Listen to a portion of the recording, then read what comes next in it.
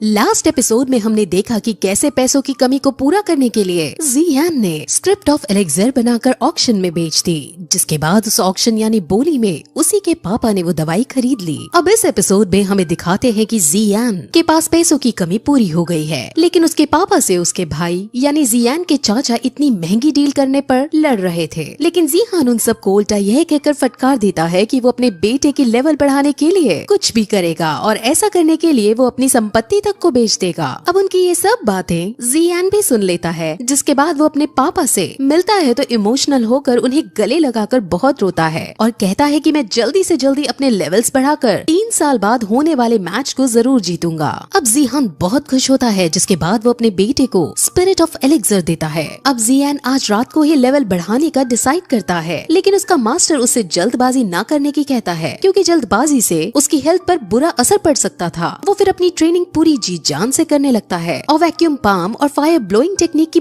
बहुत प्रैक्टिस करता है और इससे उसके मास्टर भी उसकी प्रोग्रेस को देखकर काफी इम्प्रेस होते हैं, क्योंकि वो उनकी आशा से भी ज्यादा आगे निकल रहा था, यानी बहुत ज्यादा अच्छा परफॉर्म कर रहा था। अब जियान का मन लेवल 7 पर पहुंचने का था, लेकिन मास्टर कहते हैं कि वहां तक पहुंचने में तुम्हें 1 साल का समय लगेगा। लेकिन जियान को 2 महीने के अंदर लेवल 7 तक पहुंचना था, क्योंकि 2 महीने बाद उसके शहर में कमिंग ऑफ एज सेरेमनी है, जिसके अंदर उसे अपनी कैपेबिलिटीज दिखानी है। वही हमें नायान को दिखाते हैं, जो अभी भी एक पर्वत पर बैठकर मेडिटेट कर रही थी और 3 साल बाद होने वाले मैच के बारे में सोच रही थी। वहीं फिर जियान को प्रैक्टिस करते हुए 1 महीना बीत जाता है, जिसके बाद उसकी बहन उससे सुबह सुबह बुलाने आती है। जिसके बाद वो दोनों उस टावर के पास जाते हैं जहाँ सब अपना लेवल चेक करते थे। पहले जी जूनियर अपना लेवल चेक करती है, जिसमें उसका लेवल 9 था, लेकिन जब जियान अपना लेवल चेक करने जाता है तो हमेशा की तरह सब उसका काफी मजाक उड़ाते हैं। लेकिन फिर जियान लेवल चेक करने जाता है, जिसके अंदर वो अपना लेवल 7 पाता है। असल में इस 1 महीने में उसने अपने मास्टर की मदद से नॉर्मल से काफी ज्यादा हार्ड ट्रेनिंग की थी और पानी को भी अपनी प्रोड्यूस की हुई फ्लेम से उड़ाने की ताकत प्राप्त कर ली थी, जिसकी वजह से उसका लेवल 7 पर पहुंच गया था। अब जियान वैक्यूम पाम और फायर प्रोड्यूस करने में एक्सपर्ट हो चुका था। अब ये देखकर सब काफी शौक होते हैं और उसकी तारीफ करने लगते हैं। वहाँ एक लड़की जिसका नाम जीमाई है, वो भी अब जियान के साथ मिलकर प्रैक्टिस करना चाहती थी, जिसके बारे में वो जियान से पूछती भी है, लेकिन जी जूनियर उसे साफ मना कर देती है। अब जियान के पापा यानी जिहान की भी काफी तारीफ होने लगती है। वहीं दूसरी तरफ ये खबर जियाली भी हाउस के हेड तक पहुंचती है, जहां वो काफी ज्यादा उफान जाता है। लेकिन फिर उसका बेटा उसको इविल स्माइल देता हुआ एक प्लान बताता है कि 1 महीने बाद कमिंग ऑफ एज सेरेमनी जाएंगे और उसके अंदर में उसकी कमजोरी का पता लगा लेंगे और उसको आसानी से हराने में सक्षम हो जाएंगे। वहीं फिर 1 महीने बाद अब सेरेमनी स्टार्ट होती है, जिसके अंदर जियान को रिंग के अंदर बुलाया जाता है और अनाउंसमेंट की जाती है कि कोई भी जिसका लेवल 9 या 9 से नीचे हो वो जियान को चुनौती दे सकता है। जिस पर अब जीनिंग उसके सामने आता है और उससे लड़ने लगता है। जीनिंग वही है जो हमेशा से जियान को परेशान करता था और जिसके पिछले एपिसोड में जी जूनियर से ट्रेनिंग फाइट भी हो रही थी। अब उन दोनों में लड़ाई शुरू होती है, जिसमें पहले जियान दोगले ही करता है, लेकिन फिर अब उस पर अटैक करना शुरू करता है। जिसके बाद वो फायर ब्लोइंग टेक्निक का यूज कर उस पर एक ही अटैक करता है और उसी से जीनिंग हार जाता है। अब जीनिंग को बहुत गुस्सा आता है, क्योंकि लेवल 8 होने के बावजूद वो लेवल 7 वाले से हार गया था। लेकिन अब इस मैच में जियान ने क्योंकि अपनी फुल स्ट्रेंथ का प्रदर्शन दिया था और स्पिरिट ऑफ एलेक्जेर भी अब अपना असर दिखाना शुरू कर गई थी, इसीलिए अब उसका लेवल वहीं 7 से 8 पर पहुंच जाता है, यानी वो अब लेवल 8 का योद्धा बन जाता है। जिसके बाद जीनिंग गुस्से में आप पीछे से उस पर वार करने आता है, लेकिन जियान इस बार फायर ब्लोइंग और वैक्यूम पंप दोनों का एक साथ यूज करते हुए उसे बहुत दूर फेंक देता है, जिससे वो बहुत घायल हो जाता है। वहीं जिया लीबी भी मौजूद था, जहां वो अब अपने इविल प्लान को अंजाम देता है और उसे चुपके से एक हाईली कल्टिवेटेड मेडिसिन दे देता है, जिससे वो इंस्टेंट बहुत ज्यादा शक्तिशाली बन जाता है, यानी उसकी स्ट्रेंथ काफी ज्यादा बढ़ जाती है। सभी लोग उसको देख समझ जाते हैं कि इसने ऐसी दवाई खाई है जो उनके शहर में बैन है। वो उसको रोकने की भी कोशिश करते हैं, लेकिन जीनिंग के ऊपर गुस्सा सवार था, जिसके बाद वो सीधे जियान को मारने उसके पीछे दौड़ता है। लेकिन जियान उससे नहीं डरता और वो काउंटर अटैक करता है, जिसमें वो जीनिंग की हड्डी पसली तोड़ देता है। अब मैच बैन किया जाता है, जहाँ जीनिंग का फादर उसके पास आकर उसका हाथ चेक करता है। उसका एक हाथ बुरी तरह से टूट गया था, जिस पर वो जियान को फटकारता है, उसे एक क्रूअल आदमी बताता है। लेकिन वहाँ जी क्लैन के और भी लोग अब आते हैं, जहाँ वो जीनिंग की ही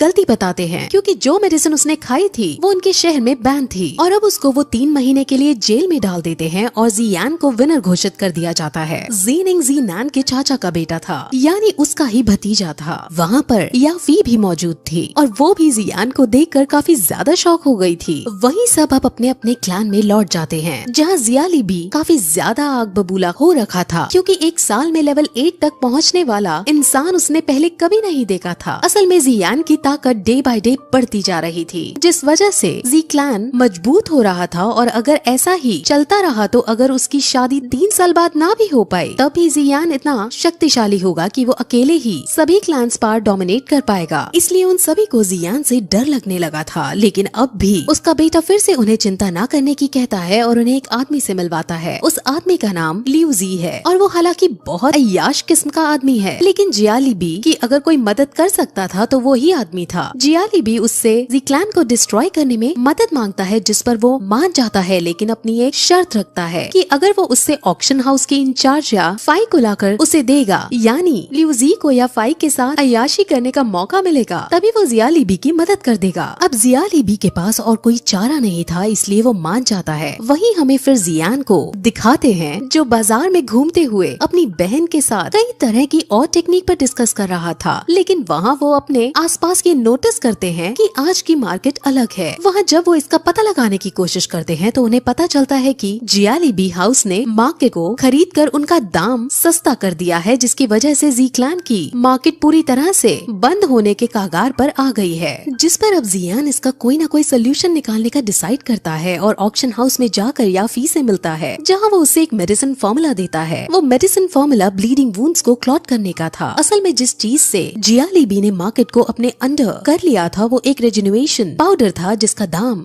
बहुत सस्ता और असर बहुत तगड़ा वाला था। इसके लिए जियान भेस बदलकर रीजेनरेशन पाउडर से भी अच्छी मेडिसिन का फॉर्मूला ऑक्शन हाउस में लेकर लाया था, ताकि वो यहाँ इसको बनाने के इंग्रेडिएंट्स हासिल कर सके और जी क्लान फिर से अपनी मार्केट हासिल कर सके। अब याफी उसको इस मेडिसिन को बनाने के लिए इंग्रेडिएंट्स देने से मना कर देता है, क्योंकि वो जियाली बी के साथ किसी तरह का पंगा नहीं लेना चाहती थी। वो बात कर ही रही होती है कि अचानक वहाँ बहुत सारे सैनिक आकर उन पर हमला करने लगते हैं, लेकिन जियान उन सबको अपने एक ही हाथ से वैक्यूम पाम टेक्निक का यूज करते हुए सबको मारकर सबको हरा देता है। अब याफी एक सैनिक से पूछती है कि तुम्हें किसने और क्यों भेजा है, जिस पर सैनिक बता देता है कि उसको लियू जी ने तुमको किडनैप करने के लिए भेजा है, ताकि वो तुम्हारे साथ अय्याशी कर सके। अब ये सुन याफी को काफी गुस्सा आता है और वो सैनिक को चांटे मार मार कर भगा देती है और जियान का धन्यवाद करती है। वो उससे काफी ज्यादा इम्प्रेस हो जाती है, जिसके बाद वो उसे सारे इंग्रेडिएंट्स दे देती है, जिस पर अब जियान इन सभी को जी क्लान को देने को कहता है। याफी पूछती भी है कि तुम्हारे जी क्लान के साथ क्या संबंध है और तुम कौन हो, जिस पर अब जियान अपना मास्क हटाकर उसे अपना फेस दिखा देता है और उसको देखकर याफी बहुत ज्यादा खुश होती है, क्योंकि वो पहले से ही उसकी फाइटिंग स्किल्स से इम्प्रेस रहती थी। वहीं जियाली भी लीजी की इस हरकत पर बहुत गुस्सा होता है, क्योंकि उसे डर था कि अब उसका ऑक्शन हाउस में एंट्री बंद ना हो जाए, लेकिन उसका बेटा बताता है कि उसने हमारी एंट्री बंद नहीं की, लेकिन हमारे खरीदे जाने वाली चीजों के दाम 5 गुना ज्यादा बढ़ा दिए हैं। वहीं अब जी क्लैन के सभी बड़े लोग ऑक्शन हाउस में कुछ ऐसा सामान ढूंढने का प्लान बना रहे थे जिससे वो रीजनरेशन पाउडर को टक्कर दे सके, कि तभी वहाँ याफी उन सभी इंग्रेडिएंट्स को लेकर उनके महल के अंदर आती है, जहाँ वो उन्हें इन सभी इंग्रेडिएंट्स को देने की बात कहती है। जी क्लैन के पास इतने पैसे नहीं थे कि वो ये सब खरीद सके, लेकिन याफी उन्हें बताती है कि ये अब इन ओल्ड मास्टर का गिफ्ट है जो तुम्हें वो देना चाहते हैं। अब फिर उनके सामने ओल्ड मास्टर आते हैं, यानी जी यान भेस बदलकर वहाँ आता है और वैक्यूम पाम की मदद से वो उन इंग्रेडिएंट्स का यूज करके वही उन सभी के सामने मेडिसिन बनाने लगता है, जिसके बाद मेडिसिन तैयार हो जाती है और वो कहता है कि इस मेडिसिन से ब्लीडिंग वुंड बहुत जल्दी जल्दी क्लॉट होने लगेंगे और रिजनरेटिंग पाउडर इसके सामने कहीं खड़ा भी नहीं हो पाएगा। अब जी क्लैन इतने बड़े गिफ्ट को हासिल ऐसे ही नहीं कर सकते थे और वो मना भी करते हैं, लेकिन ओल्ड मास्टर कहता है कि ये सब मैं तुम्हारे बेटे जी यान की फाइटिंग स्किल्स को